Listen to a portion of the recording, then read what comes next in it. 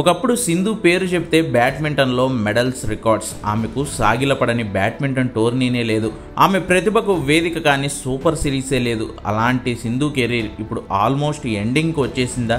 ఈ 30 ఏళ్ల తెలుగు అమ్మాయి వరుస వైఫల్యాలు దేనికి సూచిక అనేదే ఇప్పుడు ప్రశ్న. వరల్డ్ ఛాంపియన్షిప్లో సింధు పోరాటం ముగిసింది.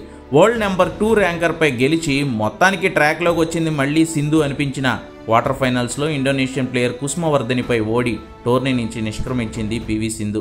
2019లో బంగారు పతకం సాధించిన చోట ఇప్పుడు కనీసం కాంస్య పతక పోటీకి కూడా అర్హత సాధించలేకపోయింది.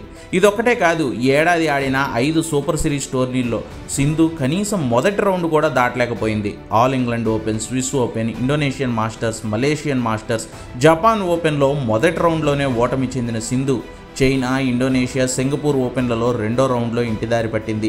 2 సార్లు ఒలింపిక్ పతకాలు సాధించి దేశం తరపున బ్యాడ్మింటన్లో మరే క్రీడాకారిణి సాధించినన్ని ఘనతలు సాధించిన సింధు ఇటీవలి ఫామ్ చూస్తుంటే ఆమె కెరీర్ ఎండింగ్కు వచ్చిందనే సంకేతాలు కనిపిస్తున్నాయంటున్నారు క్రీడా విశ్లేషకులు.